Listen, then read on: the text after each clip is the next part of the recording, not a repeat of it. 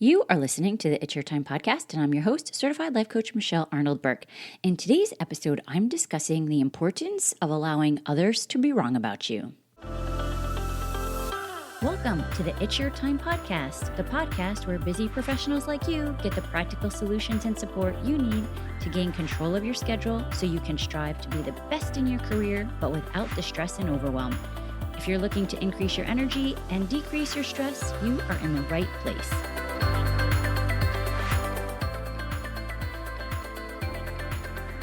Hello. Welcome back to the podcast, friends. How are you doing today?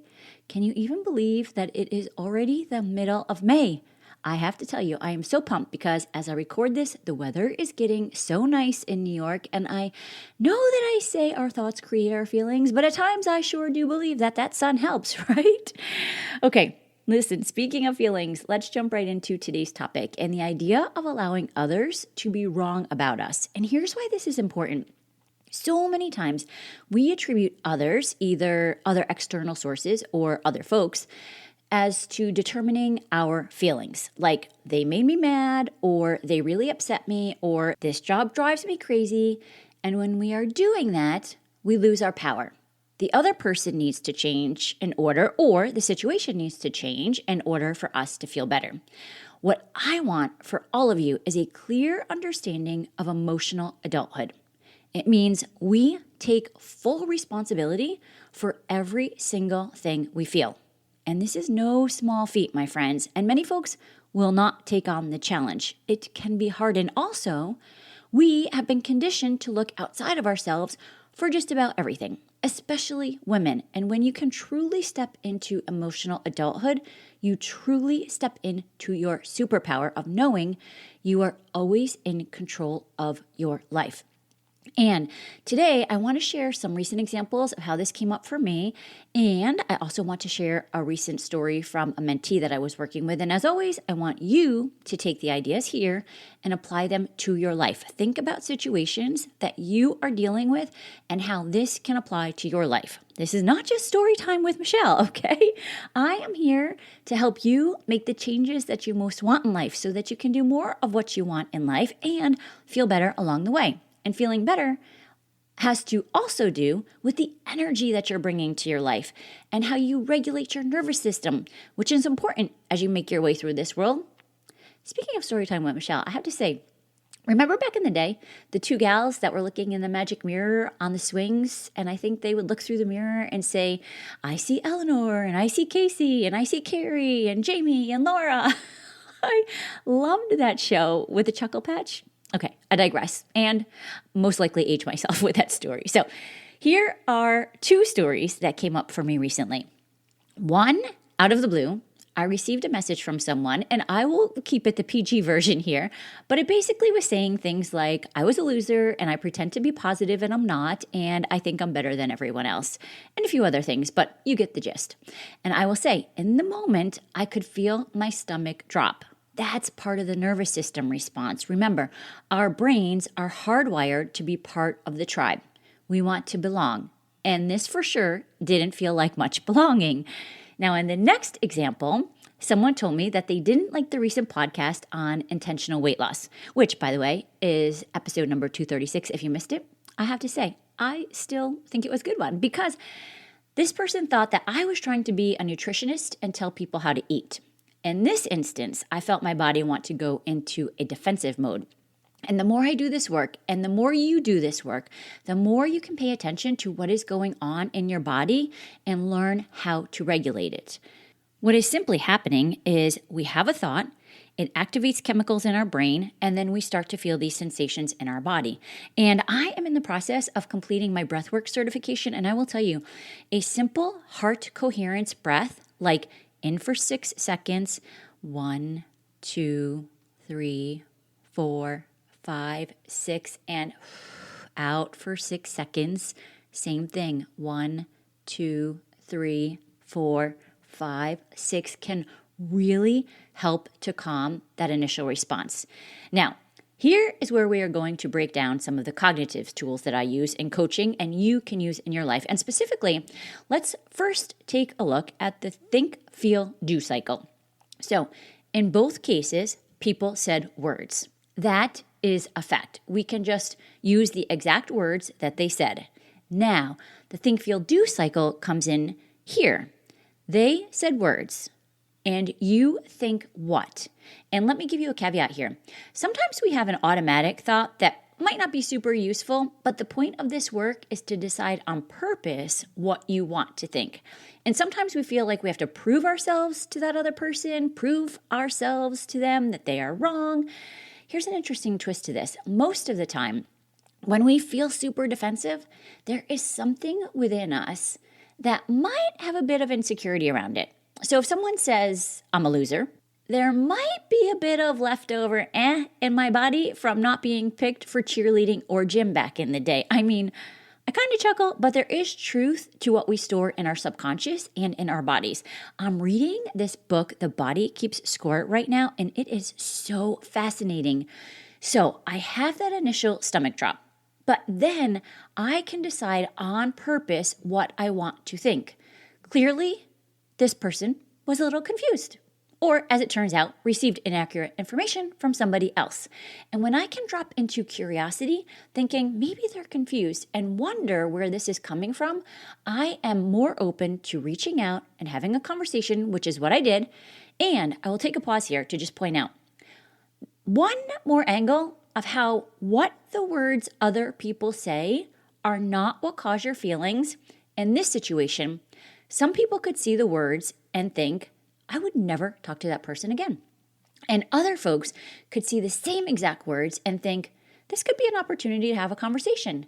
Same words, different thoughts. And each of those two sentences, and listen, by the way, there's many sentences that could come up when you see those words, right? So there's always many options of choosing your thoughts, and they will all elicit a different feeling. That is the magic. It is not the external person or situation that causes you the feeling. And what's so interesting is paying attention to the energy in your body, which honestly, I don't think a lot of busy, high-achieving women do this. And it has taken me years, and I will say even with my breath work that I'm learning and all of the mindset tools that I use, after the conversation was done, I felt a new lightness in my body. And this is what I want you to pay attention to. I have been doing this for a long time, and I thought I was in a good place before the conversation, but my body was still holding on to some of that ick energy. And when you are going around in your day-to-day life, I want you to consider, how do you feel? Like really, what is your energy like? Do you feel as if you have the weight of the world on your shoulders? Are you stressed and anxious and tight? Do you maybe feel stuck in life? Maybe yes, right? Depending on the day. I know so many high-achieving women just think this is the way it is. It's not. You can make the changes. And as always, if you need help with this, please go to michelleburkecoaching.com/connect and we can get on an energy and time audit call. Okay, now, the second example. I did feel an immediate desire to defend, and here is the reason. I was so intentional with that podcast to not talk about actions and to make sure there was no diet messaging in there. And yet, so here's the thing. At that point, I can just decide that I know there was no intention about being any sort of nutritionist, and I can just decide they might be wrong about what was going on here. Listen, folks, we have been conditioned, especially women, to work on not disappointing others, and then we do things or not do things as a way to manipulate their feelings. And in the process, we often disappoint ourselves. Enough of that. There are two ways to look at this. Number one, disappointment is a feeling that they cause by their thoughts, what they're thinking, right? If we are talking about knowing our thinking is what causes our feelings, then that would coincide with the fact that other people's thoughts create their feelings. But number two, let's just say we might disappoint others. And if you know your intention is good, you are in alignment with your core values, you can just decide it's okay if they are wrong about you, versus trying to continuously prove yourself and in the process, increase your stress and overwhelm along the way. Instead, I suggest that you use that energy to pay attention to what you want in life. And this doesn't mean F everyone else. It just means I think I'm important and I think you're important. and I can only control myself. So I will do the best I can. And I promise, as you take greater care of yourself, others around you will benefit. It is not selfish. Okay, now, the last example is going to be a true breakdown of the think, feel, do cycle and how your thinking creates your results. So whether it's what someone else said, or in this example, an external situation, you are always the one in charge. I was talking to a recent mentee who was frustrated because she had been applying for jobs for 6 months and she hasn't signed on the dotted line. And so she said, out of frustration, she stopped applying. Guess what? She still doesn't have a job. Now, let's look at the breakdown and think about this for you. Frustration can be very common amongst so many folks and in so many circumstances, and will often leave people to quit. But when we break it down, the facts here are that she applied for X number of jobs in 6 months and received 0 offers. Her thought was, it's not happening fast enough. Listen, pretty sure most of us can relate to that thought. I for sure have in different situations, and she felt frustrated. And her actions, so the do, or in this case, not do, was to stop applying. And the result is, it for sure is not happening fast enough, right? Because she isn't even applying. But here's the thing. She doesn't not have a job because any other reason than she is thinking it's not happening fast enough. We can have the same exact circumstance, the applying for X number of jobs and getting 0, and there are so many other things to think. One thought could be, I'm going to figure this out. Notice, I didn't jump to, I'm going to have the most magnificent job by tomorrow. No, simple shifts. I am going to figure this out. That might lead to more of a feeling of determination or commitment.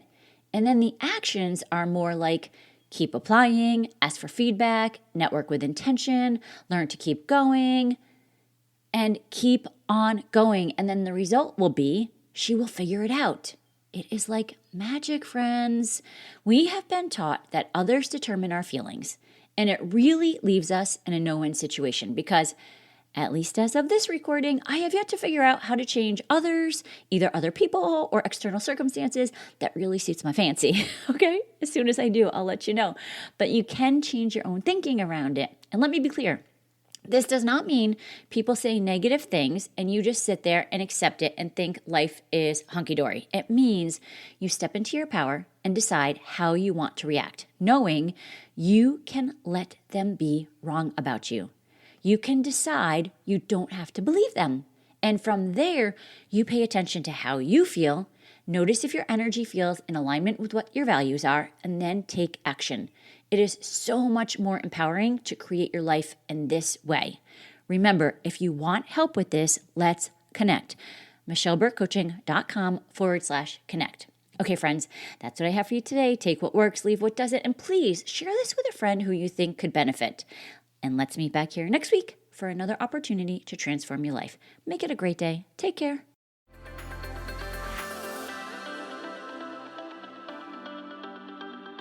Did you know you can take this work to a deeper level with me one-on-one? Go to michelleburkecoaching.com and click on Get Started to begin.